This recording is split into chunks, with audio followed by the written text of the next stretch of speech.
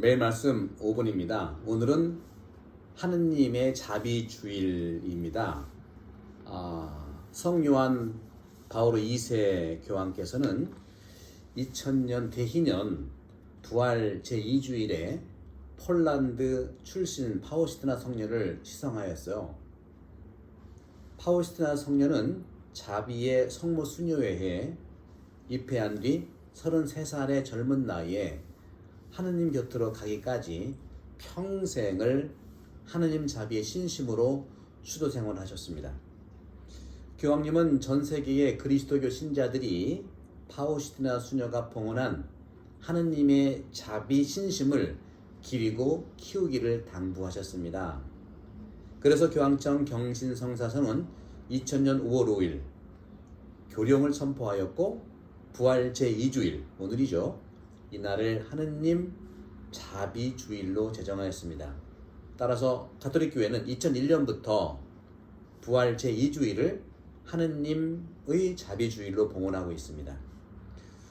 우리는 미사 때마다 주님 자비를 베푸소서 하고 기도드립니다. 하느님께서는 사랑이시죠. 요한일서 4장 16절에서 보면 그 사랑을 말하고 그리고 사랑하며 살아가는 과정과 방법이 바로 자비입니다. 다시 말하면 자비는 사랑을 구체적으로 실천하는 방식입니다. 구약성경에서 자비를 의미하는 히브리 말 단어 가운데 가장 많이 사용하는 단어 3개가 있는데요. 라하밈, 헤셋, 후스입니다. 라하밈은 바로 모성적인 자비, 헤세들은 부성적인 자비, 후스는 마음과 영혼의 사랑을 얘기합니다. 신약 성경에서 하느님의 자비가 가장 잘 나타나는 부분은 되찾은 아들의 비유죠. 루카복음 15장 11절에서 32절이죠. 그래서 오늘 이 복음을 좀 자비의 측면에서 좀 상세하게 이제 말씀을 드릴까 하는데요.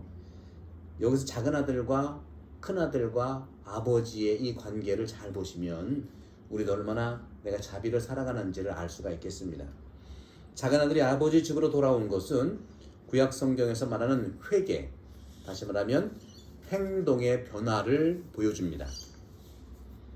아버지의 자비는 작은 아들에게 기다림으로, 큰 아들에게는 찾아 나섬으로 구체적인 모습을 보여주죠. 사랑이 하느님의 근본 속성이고 자비는 그 사랑을 이루는 하느님의 실천적 마음이에요. 하느님의 자비가 집 나간 작은 아들을 기다리시는 서곡적인 모습으로 보이지만 동시에 마음이 상한 큰 아들을 데리러 대문 밖으로 쫓아나가는 적극적인 모습으로도 나타납니다. 따라서 우리는 기다림과 찾아 나섬이 잘 조화를 이루어야 돼요. 기다리는 걸 참지 못해 쫓아나간다거나 또 쫓아나가야 되는데 기다린다거나 이것은 우리가 조절을 해야 되겠죠. 판단, 식별력입니다. 따라서 우리는 이 되찾은 아들의 비유에서 자비의 전형을 볼 수가 있죠. 그리스도께서는 하느님의 자비로운 사랑을 메시아의 언어로 드러내시고 복음 정신의 핵심을 구성하셨습니다. 예수님께서는 자비로운 아버지의 모습으로 죄인에게 자비와 사랑을 보여주십니다. 그러면 아버지의 자비가 기다림이라고 하는 작은 아들에 대한 이 태도를 한번 보실까요? 되찾은 아들의 비유에서 아버지는 아들을 자기 뜻대로 훈계하고 가르치고 이끄는 이런 일방적이거나 완고한 모습을 보이지 않아요. 오히려 오랜 기다림과 애탐 끝에 돌아오는 아들에게 잘못을 묻지 않고 따뜻이 대합니다. 바로 따뜻함이야말로 자비의 태도죠. 그래서 그 아들이 스스로 변화되리라고 믿고 넉넉히 기다릴 줄 아는 자비와 사랑을 간직한 아버지 모습으로 나타납니다. 따라서 이 자비로움은 아기를 잉태한 어머니의 모성이고요. 자식을 기다린다는 것은 품에 안으려는 부모님의 애정이에요. 그렇기 때문에 잃어버린 한 마리 양을 찾아 나서는 예수님의 행동 또한 적극적인 기다림의 모습으로 상대방을 자신의 품에 안으려는 대자대비한 뜻을 말하고 있습니다. 루카복음 15장 20절 작은 아들이죠. 그는 일어나 아버지에게로 갔다라는 말씀에서 통교가 신뢰에서 시작되지만 단절과 분리는 이기심에서 시작한다는 의미를 찾아볼 수가 있습니다. 사람이 헤어지는 이유가 무엇일까요?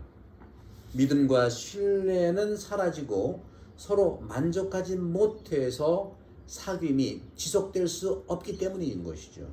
이처럼 서로의 단절, 폐쇄와 봉쇄는 사람을 극단과 도피로 몰아갑니다. 우리 호주가 1년 넘게 코로나 바이러스로 인해서 봉쇄 정책을 쓰잖아요. 참 의미는 알겠으면 참 우리 많은 분들이 호주에 사는 분들이 참 그런 점에서는 단절을 느끼고 있고 또 그런 점에서는 상실감을 느끼고 있어서 정신 건강이 참 더 회복돼야 된다는 걸 많이 느낍니다. 기도 많이 해주세요. 그런데 이런 장벽과 장애를 허문다면 도망가지 않을 것입니다. 오히려 하느님의 자비와 사랑은 인간의 자유를 존중합니다. 아버지는 자기 재산을 챙겨 집을 떠나겠다는 작은 아들의 요구를 아무 조건 없이 들어주셨어요. 정말 우리 부모님들은 가능할까요? 몽둥이를 가지고 가서라도 그렇게 못 가게 말릴 겁니다. 기다려주는 아버지의 모습에서 우리는 반성을 많이 해봐야겠죠. 물론 집 나간 아들을 잡지 말라는 건 아니에요. 그러나 어떤 것이 의미가 있는지 말씀드렸잖아요. 기다려야 될지 찾아가야 될지 잘 식별하자는 것이죠. 자유를 부여하시는 하느님의 사랑은 집을 떠난 아들이 다른 지방에서 비참한 처지에 빠진 모습을 안타깝지만 지켜보면서도 그 아들을 집 앞에서 기다리는 아버지의 사랑으로 나타난다는 것이죠. 돌아오는 아들을 받아들이는 아버지의 모습을 통해서 하느님의 사랑이 결정적으로 드러납니다. 아버지는 돌아오는 아들을 반갑게 맞아들이고 그에게 옷과 반지와 신발을 주어 아들 본디의 지위를 회복시킬 뿐만 아니라 기쁨의 잔치를 벌이죠. 회개한 죄인은 아버지의 잔치가 드러내는 용서를 통해 다시 관계를 회복하고 형성할 수 있다는 것이죠.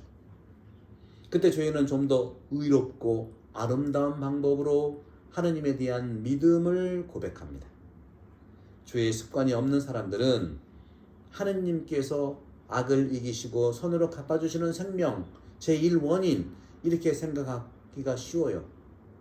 하지만 주님, 죄인인 저를 용서하소서라고 기도하는 사람은 믿음으로 살아가고 하느님께서 자비로우신 아버지, 선으로 악을 갚아주실 수 있는 분이라고 믿는 것입니다. 영원한 생명을 주시는 하느님께 신앙을 고백하면서 하느님과 하나 되는 삶은 우리를 강하게 하고 성숙하게 합니다. 죄로 죽은 아들이었다 해도 자비를 구하는 사람은 새로운 생명의 아들로 태어날 수 있다는 것이 바로 주님께서 주시는 자비의 메시지예요. 포기하지 마세요. 이 길만이 영원한 생명과 행복의 길, 아버지의 잔치에 참여하는 것입니다. 이제 아버지의 자비의 두 번째 표현으로서 찾아 나서는 아버지, 적극적인 자비를 볼까요? 루카복음 15장이 큰아들에게 말하는 것은 회심, 곧 마음과 생각의 변화입니다. 큰아들은 작은아들과 달리 성실하게 아버지 집에서 일했어요. 그런데 하인이 아우님이 몸성이 돌아오셨다고 하여 아버님이 살찐 송아지를 잡았다 하는 27절의 말을 듣고 기분이 나빴던 거예요. 그래서 화가 난 겁니다. 큰아들은 속이 뒤틀려서 동생한테 미움과 질투를, 아버지한테는 섭섭함을 드러낸 겁니다. 우리도 이런 감정들이 있지 않습니까? 이에 아버지는 문 밖에 나와 그 아들을 타이릅니다. 하지만 큰아들은 이렇게 말합니다.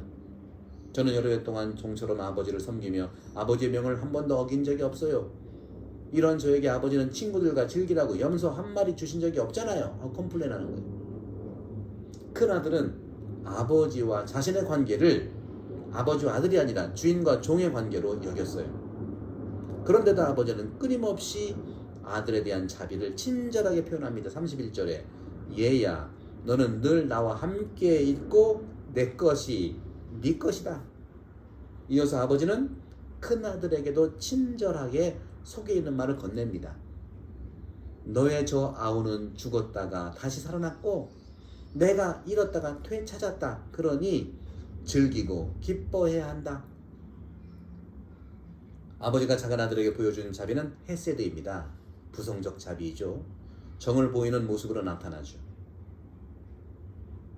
아버지는 집으로 돌아오는 아들을 멀리서 보고 가엾은 마음이 들어 달려가 아들의 목을 껴안고 입을 맞춥니다. 아버지의 깊은 자비의 정에서 우러나오는 이런 행동과 어진 성품이 큰아들을 몹시 화나게 만든 겁니다. 아버지는 작은 아들의 선한 인간성이 살아있음을 간파했죠. 아들이 비록 재산은 날렸지만 그의 인간성은 남아있다는 것에 방점을 두는 겁니다. 돈은 또 벌면 돼요. 인간성은 남아있어요. 인간을 되찾은 셈이죠. 아버지가 큰아들에게 한 말에서 그 점이 잘 나타납니다. 그리스도께서 되찾은 아들의 비유에서 보여주신 자비는 신약 성경에서 아가페, 곧 내면의 사랑을 잘 보여줍니다.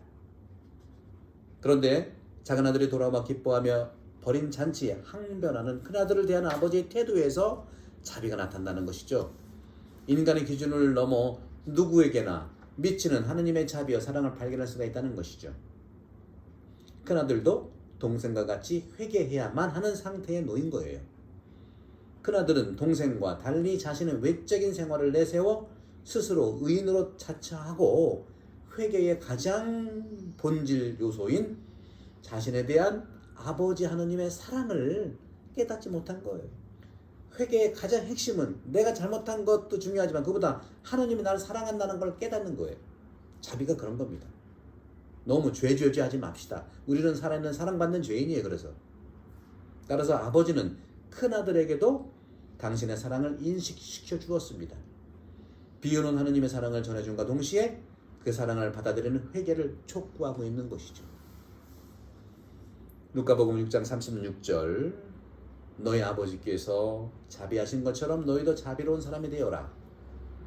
주님께서 말씀하신 대로 할 수 있는 만큼 은혜로이 선하고 자비로운 사람이 되고자 습관을 들여야 합니다. 이를 위해서 주님의 겸손과 온유, 사람을 대하신 그분의 태도를 먼저 마음에 품고 있어야 되겠죠. 주님의 모든 계명을 행하도록 나의 온전함과 강함, 그리고 주님께서 내 영혼의 거처가 되실 것을 늘 믿고 기도하는 가운데 그분의 자비 안에 머무르도록 하면 됩니다. 지금은 마음이 내키지 않아 억지로 자비로운 사람이 되려고 하지만 언젠가는 주님의 은혜와 도움으로 온 마음을 다하여 하게 될 것을 믿습니다. 그렇기 때문에 스스로 선한 일에 익숙해지도록 늘 주님을 기억하고 끊임없이 주님 큰 사랑으로 자비로운 사람이 되기를 참으로 원해야 됩니다. 청하십시오. 그 순간 주님께서 나의 뜻과 선한 노력을 보시고 주님을 기억하려면 어떻게 자신을 제어하는지 조절하는지, 마음이 부정한 의지를 어떻게 이길 수 있는지, 부정한 말을 하지 않는지, 모든 힘을 다해 끊임없이 선과 겸손 그리고 온유함과 사랑으로 당신을 향하는지 보시는 것이죠. 그때 주님께서 자비를 베풀어 주셔서 성령으로 충만하게 하시고 원수들과 내 안에 사는 죄에서 나를 건져 주십니다. 그때 가서야 나는 힘들이지 않아도 진리 가운데 주님의 모든 계명을 행할 것입니다. 그렇게 됩니다. 더 정확히 말하자면 주님께서 내 안에서 주님의 계명을 움직여 실행하시는 거예요. 주님이 내 안에서 당신 계명을 움직이시는 거예요. 그 순간 나는 온전히 성령의 열매인 자비를 맺을 수 있게 됩니다. 여러분들 부활 제2주일 하느님의 자비주일, 자비 축복 충만히 받으시고 우리가 정말 나 스스로에게 바로 옆 사람에게 자비로운 사람이 될 것을 축복하고요. 그런 자비는 내 안에 마음으로부터 우러나는 아름다운 말로 시작됩니다. 4월 15일 신앙학교 많이 오시면 제가 예수님의 자비를 많이 나눠드리겠습니다. 성부와 성자와 성령께서 여러분 모두를 강복합니다. 감사합니다.